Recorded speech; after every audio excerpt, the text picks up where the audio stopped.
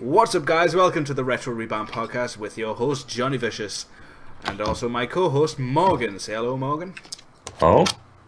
Today's cast, we are going to be covering four topics. Topic number one, the new Nintendo console that has been rumoured. Topic number two, the Minecraft Story Mode. Topic number three, the Assassin's Creed creator is creating a new IP. And topic number four, Actual Sunlight, a depression game. Now, first topic, the new Nintendo console. There has been rumours that there's going to be a successor to the Wii U. Nintendo have kind of denied this in an interview that was in. But according to a statement by Shigeru Miyamoto, they have started developing ideas for a new console. So Morgan, what do you think? What do you think that would bring for Nintendo? Personally, I think that I'm not saying that it's a good idea, but it was something that, the idea may have been brought up 6 months ago. As early as it was, the later it is, the better it's getting for them to bring up the idea, of course, because they just released a console not long ago. Yeah. But there was a big step in where it went from something that was possibly a necessity to something that is not a good idea from my personal perspective. Because whenever the Wii U first came out, there were no games for it. No. It was basically a Netflix machine for me when I bought mine. That's what I use mine for. Yeah, although to be honest, I do really like the sort of chat rooms and message boards that Nintendo has, like the Nintendo Online counterpart. I do really like that. It was something that you don't really see with PlayStation. I'm not quite sure about Xbox. I've never owned an Xbox myself, but that was one of the features that I liked about it. But other than that, it didn't have much going for it. Now that they have games like Smash Brothers Yeah. and Mario Kart and Bayonetta, games that are pushing out the console, it's not so much a good idea anymore. But I think maybe it was an idea brought up whenever the sales were still terrible that they felt they may as well go ahead with anyway, even though it's not necessary anymore at all.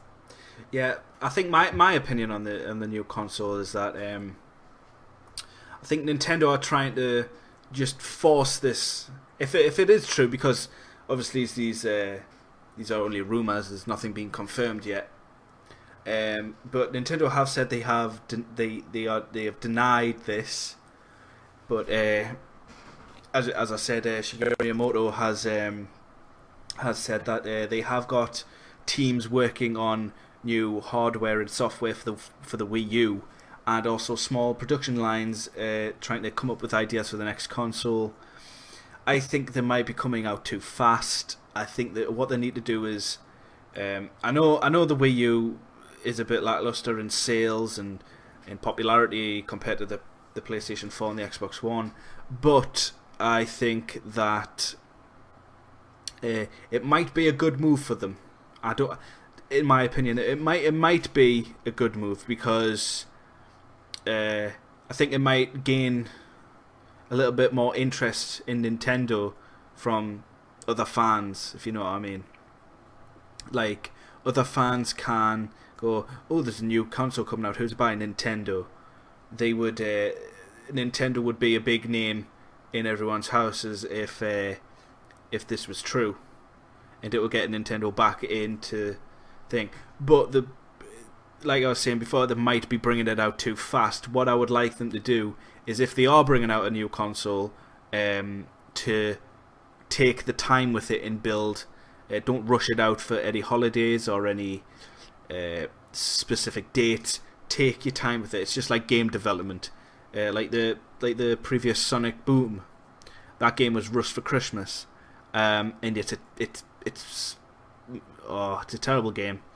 Good idea, good concept behind it, but the design of it is the way the game's put together is terrible. Also, I think this kind of ties in with that badly edited trailer that came out, that old Mario Kart 8 trailer. Can you remember that?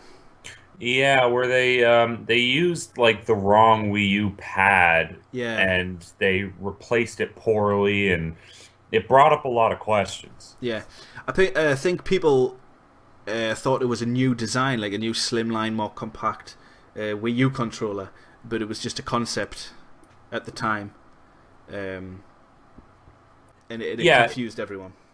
yeah, that was kind of Nintendo's fault for doing that. Yeah, Although, to be fair, it could be a lie because Nintendo has lied back and forth before, but not too much to be like we're doing this and then they just don't do it or something like yeah, that. But like as in an example, when Majora's Mask 3D was announced, yeah, Miyamoto had said multiple times they are not working on Majora's Mask 3D, and yeah, then they said if you play A Link Between Worlds, you'll know for a fact whether we are or we aren't. And yeah, as soon as you get into the house, there's the mask there. And then when after that came out, he was quoted as saying, "No, we're not." Again, but then yeah, it was announced. yeah. I mean, Miyamoto, he likes to play games.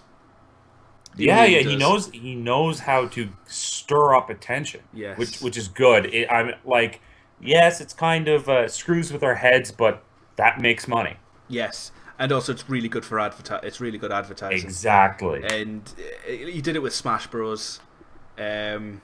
Like with an interview, this is going a little bit off topic, but in an interview that I heard with Miyamoto, is that he's never gonna be doing another Smash Bros. Game.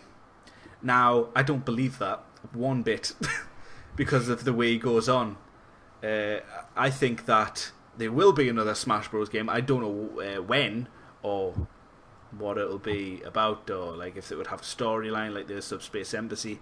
But um, he said that he won't be involved in one. But from the way he goes on, I think there might be thoughts of another one going on. Um, this brings us to our next topic. Minecraft is getting a story mode. Um, Now, Mojang, the creators of Minecraft, and Telltale Games, who are known for games like the Wolf Among Us and series like that, they bring out games episodically. Um, they've teamed up to create Minecraft Story Mode. That's apparently what it's called, like official name. And if you go into the Telltale Games website, there's a short flash game in the Telltale style, whereas you can select a load of choices, like moral choices, like most Telltale games are known for. It's called Info Quest 2, and it gives you like a short brief of what they're trying to do with this. So what do you think of this, Morgan?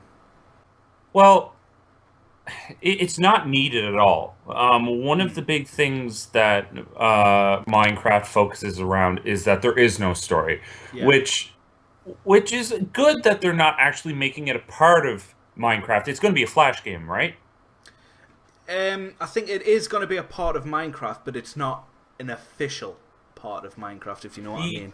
Yes, as in whenever you sign in and you go to play Minecraft, it's not going to say you have to do this No, I or don't think so. No. yeah. So it'll be good that the options there. Yeah. Um, do I think that this would have happened if Notch was still main owner Yeah. to the Minecraft series? No, I don't No. think it would. He wasn't really doing much towards a story mode other than the little things in the books and whatnot, like in the in-game books. But even then, that's like nothing. Yeah. There's so much that could have been done with it, but that was kind of that was one of the gimmicks of Minecraft was that it had no story, which is what makes putting it aside, not actually in the game, but as another game, Yeah. That's what makes it perfect for it as a product. Um, it can be brought in any way that they want, Hmm. and just say, if it bothers too many people, they can just straight up say it's not a part of the game, it's non-canon. Yeah. If it gets negative reviews and like people just don't like it, period. Hmm. But attaching it to the Minecraft name, if it's loved, then they can say it's now the folklore. That can be the main folklore Yeah. to anything future, any future updates or anything like that. So making it a separate entity but under the same name was a really good idea. Yeah. But again, it's not needed. It's not a part of what makes Minecraft Minecraft. But money wise, it's good to have a story If for newcomers and whatnot. yeah, if it, well, people these days, story based games are all the hype. Every game is like, it's all story driven. Everything's story driven. This is what gets my goat a bit about games today. A lot of games are like very, like I said, story driven, and it's like they're a bit lacking on Well, gameplay, and I'm like, ugh, that's what a game's meant to be. I know video games are another form of storytelling, and it's just like exactly the same as a book, but it's much more interactive. That's the reason of it being a video game. It's interactive. You're meant to interact with it, not just be told a story. yeah. This is what I have a little bit of problem with today. That's why I like the games back in the day better, because more of them were just like, boom, play. That's what it was about. Like my favourite game, Sonic and Knuckles. Yes, it had a backstory, a little bit of a one, which was Knuckles is on Angel Island. He's trying to steal your Master Emeralds, but he thinks he's protecting them, and that was it. And also, obviously, Robotnik's trying to steal. So there you go.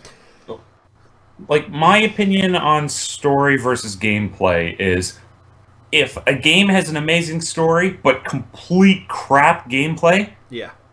no one's going to want to play it. If a game has amazing gameplay but a crappy story, Yeah. people are going to want to play it. Look Yeah. at Call of Duty, one of the worst storylines ever, but it's one of the best-selling games of all time. Yeah. It's story can be important. A good example is The Last of Us.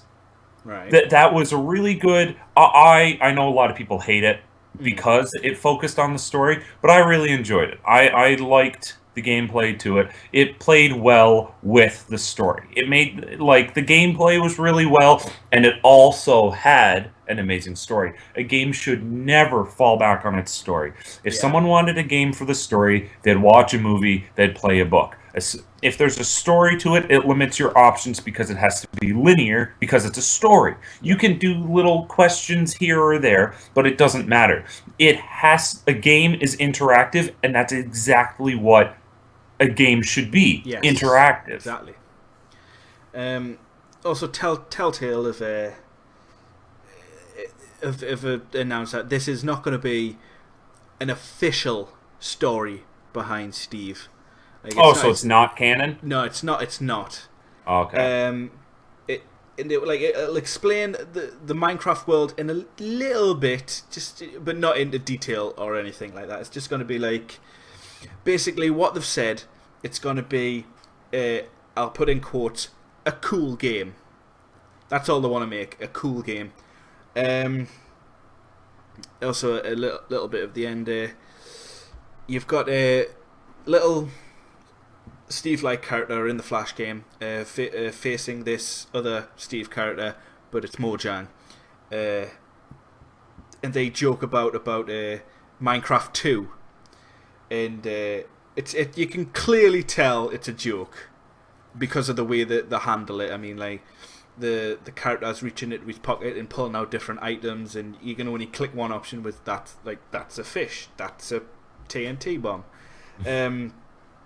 And it's clearly meant as a joke. But obviously, you know, people today, if they see something, they're like, well, it's official, Minecraft It's confirmed. 2. Exactly. Yeah. So it's so funny because on the website, they just, at the bottom of the page, they put, this is literally a joke. They had to write, this is a joke. which I found funny because people today just take things so literally, and they're like, "Ah," so it's quite funny, I think. Mm. This brings us on to our next topic.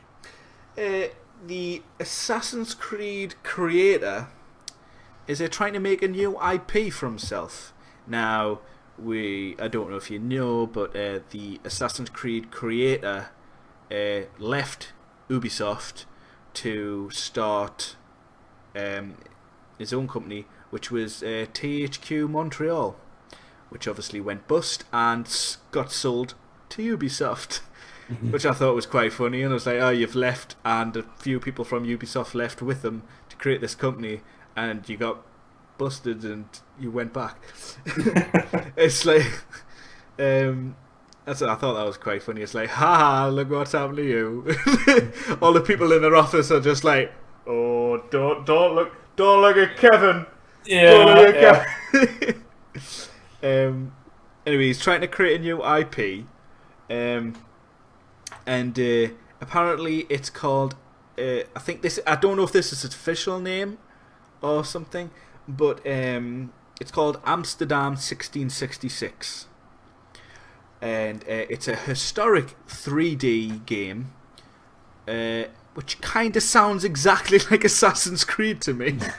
It sounds exactly like the same game, but Assassin's Creed is run off memories. Oh, yeah. Yeah.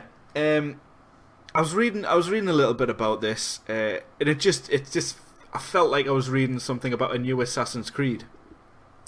But the only thing I found different was that the creator wanted to focus more on one specific type of painting from a painter in that era, which was Rembrandt. And apparently he has this like I don't know.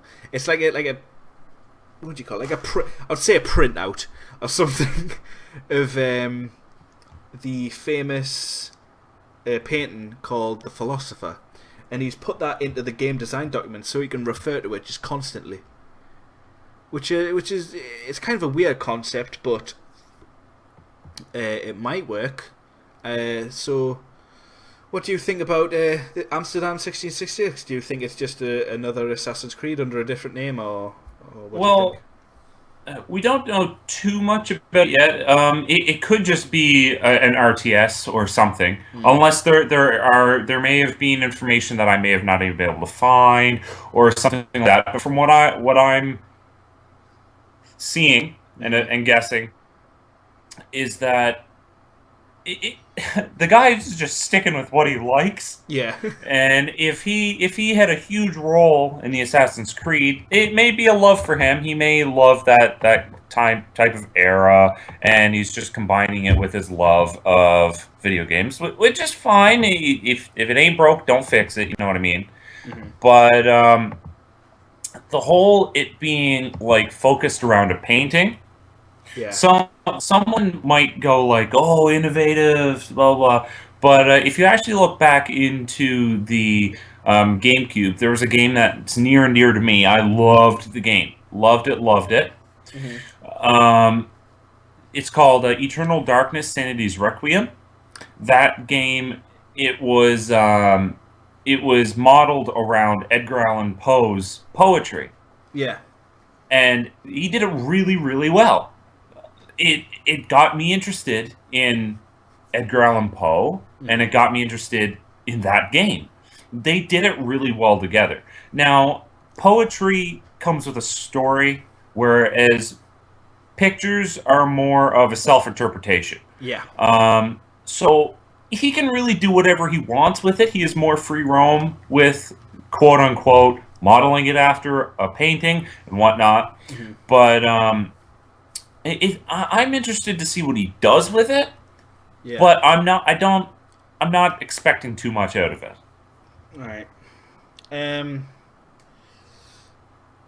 I just think it's going to be just another Assassin's Creed. I'm not a fan of Assassin's Creed at all. I played the first one. I've played a little bit of the second one, and I just thought it was the same game It's completely. I know people are like big fans of it, and obviously it's a franchise now. It's got like its own series. But to me, I'm not a big fan of it. So to me, I think this game is just gonna feel like another Assassin's Creed game. Yeah, I've been I'm not too large of a fan of it myself.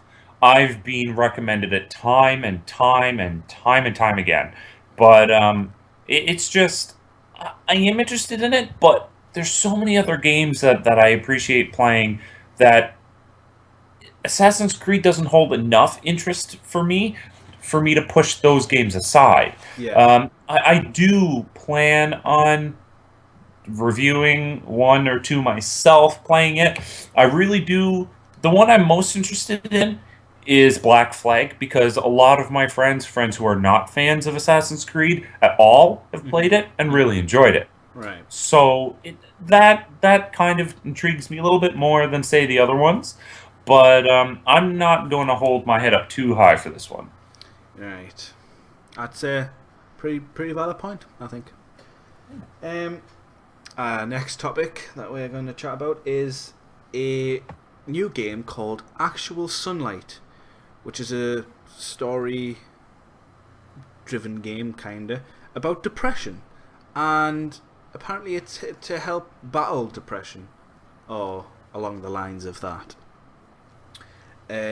All I could find about this game is that it is actually made. It's an actual game now. But the guy who was developing the game, Will O'Neill, that's Will O'Neill, not Willow Neal. While he was making this game, he didn't really suffer from depression.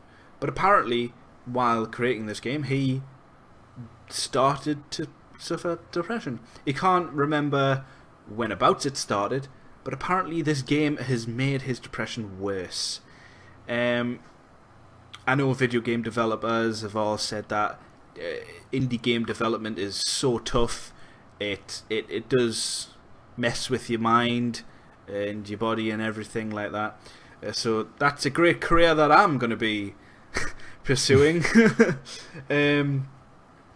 So what do you think about making games that to battle illnesses like depression? Well, for depression, it's really hard, tough topic to model a game around. It's I hate to put it this way, but the games that I've seen so far that talk about depression in any way, any type of form, it's always been a horror game. It's such as the Silent Hill games, talks about people's depression, and games just whenever they talk about depression in games, it's never something that's super easy to talk about unless it's someone who's experienced themselves. Depression is not something that someone could just be like, oh yeah, I know exactly this and this and this about depression when that person's never had it. To really understand it, you must have it. And whenever you have it, it can really make you feel like you just don't want to do anything. So game development towards depression can be really hard. And especially if it's an indie development, because indie development, they don't as much have as tough timelines to meet as say big name titles. But if it's an indie development, they probably set their own personal goals, and if they let themselves down, it just gets harder. And then they have to worry, this is something I love, what if no one else likes it? There's so many variables that that can mess with your head, and it's just it's sad to know that this guy put his time, money, and soul into it, and it's just become harder for him. It's given him what he feels is depression, and that's really sad. I hope for him that this is a hump that he can get over eventually. I'm not saying depression is something someone can just get over, but it comes in waves, and I hope that whenever his better days are really good, Mm-hmm. and I hope that he sees himself for what he is. Mm-hmm. And apparently, the game's good. Yep, Yeah. I've read that. So I hope that for him that that he can get through it. Yep. Well, Will O'Neill, if you do listen to this, we hope that you know that we appreciate what you are doing. I know obviously video game development's a really hard thing, especially indie game development, and also having depression with it. It's got to be really goddamn hard.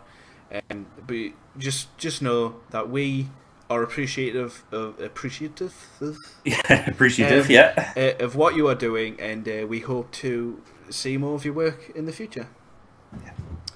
And now we can just basically ramble on, since we've covered our topics.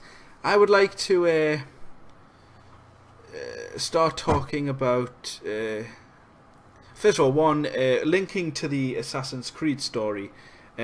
Assassin's Creed Unity pre patch. Oh god! Even some people post patch. Yeah. I thought that was hilarious. All of them glitches in that game. It was a mess. Yes. It was a mess. Like that was another thing whenever in the topic we just spoke about, how the timelines, or not timelines, time restrictions. Yeah. They kept pushing it back so it would come faster. Yeah. You can't do that. If you want a game to come out quicker, make it shorter. Yes. Don't limit the things inside of it, because if you put in bad coding, it's going to be a bad game. Yeah. And also, when you do bad coding and you have glitches in your game, they will be found. Even ones that if you believe you have the world's most perfect game ever created, no glitches, you release that to the public 2 days. Yeah. Sometimes even less. Someone will find something wrong with it. Let people test it. Yes. There's no way that they let people test it and nobody saw the no face glitch. Like, this was not something that was rare. It happened all the time. I think the QA testers for Assassin's Creed Unity also QA tested Big Rigs. Big Rigs over the hill racing. Yeah. They just went, whatever. I thought we were supposed to go infinitely fast in reverse. I thought the enemy wasn't supposed to move. Faces? What is that? Yeah. Oh my god. The apology Ubisoft gave for that was I think it was just more like they were basically saying, yeah, we've messed up. We know we have. Sorry about that. God. When it comes to what they did, if I'm correct, they gave away 2 free Ubisoft games, right? Is that how it worked? I think what they did is they were like, you had a choice of a few. I can't remember what few there were though. Yeah, which is it's respectable, but the thing is, they shouldn't have had to do that. Yeah. They should have made a complete game. Yeah. Nowadays, games can get patches, which is awesome. Back in the N64, if your game was screwed up, it was screwed up. Yeah. Nowadays, that there's patches and whatnot, I guess developers just feel they can get away with more. Yeah. Which is wrong. I think it's wrong. Yeah. I mean, if you're gonna make a game, make the game. Don't just half-arsely go, we've put something together, release it, and we'll fix it later. Because that just looks bad on your company. Mm-hmm. Like, I know I'm not giving a perfect example here, but Sega with Sonic Boom, right? Mm. I don't know what's going on with Sega. First thing first, I'm a huge Sega fan. Mm. I love the Sonic franchise. I have the hedgehog tattooed on my leg. I'm a big fan of Sega, but they keep on messing up games. But what I think Sonic Colors and Sonic Generations are the only decent, half decent modern Sonic games out today. Now, I think Sega have forgot how they made them. Well, I know Sonic Boom is being developed by a separate company, which is Big Red Button. But now, nobody knew who Big Red Button was before Sonic Boom. But now everybody knows who they are, and everyone does not like them. If you see, this is when I first heard that Sonic Big Red Button were going to develop Sonic Boom. I was like, this is make or break for your company. This is make or break for it. Because if you make a good Sonic game, you will be known as the company who made a good Sonic game. If you do a bad job, it's just going to be hell. And if you try and develop another game, it's not going to get any good. I think what Sega needs to do is give more Sonic rights to Nintendo. Yes. Because Nintendo knows how to make a good game for an IP. Look at every Zelda game, minus some of the handhelds, but and then Mario games. I'm personally not a big fan of Mario games, but they do what they're supposed to do. Yeah. And Sonic in Super Smash Bros. Yeah. That's a fun way of playing as Sonic. Yeah. Nintendo knows what they're doing. Sega is trying, but they're giving too much faith to companies no one's heard of. Yeah. If they just give more attention, like how was the Sonic Winter Games and the Sonic what was the other one? The Sonic game. There was two games that Nintendo worked with Sonic on. Sonic Winter Games, and what was the other one? I don't know. I'm just trying to have a look. Trying to think of them. I think it was another like Olympic game. Oh, the Winter Games, and they did the London 2012 games. Yes. For what they were good. Yeah. Like, no one's really going to want to play the Olympics any other time than the months that the Olympics are running. Yeah. I mean, it'd be quite funny. Like, it's not a really like a popular title. I think in Super Smash Bros. Since Sega have said yes, you could use our character, Nintendo have really developed that character into that universe well.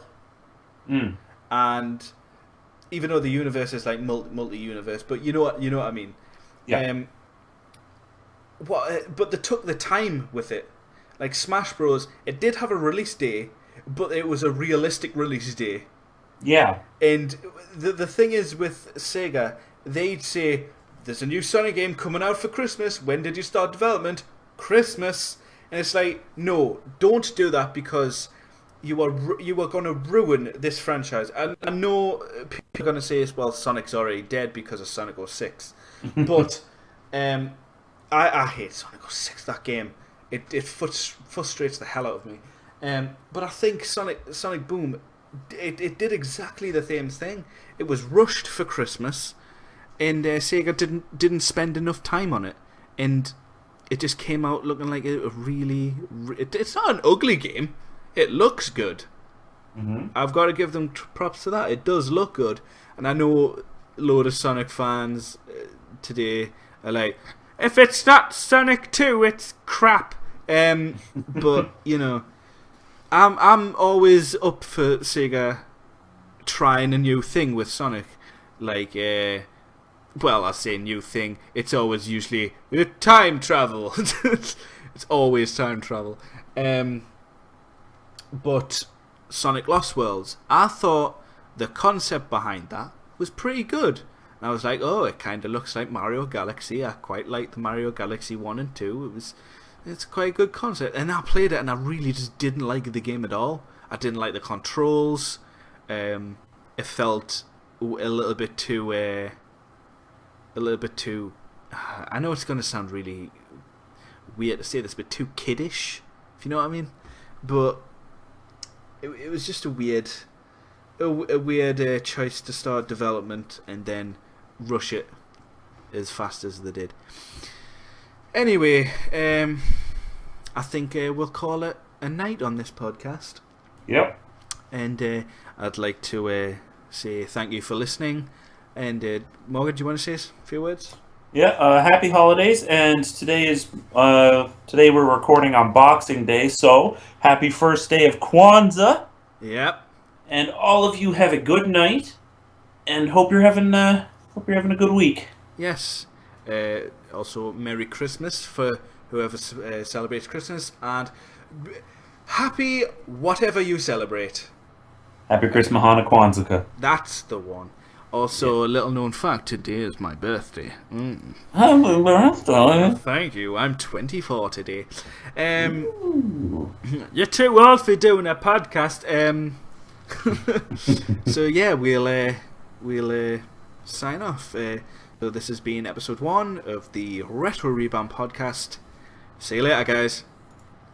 Bye.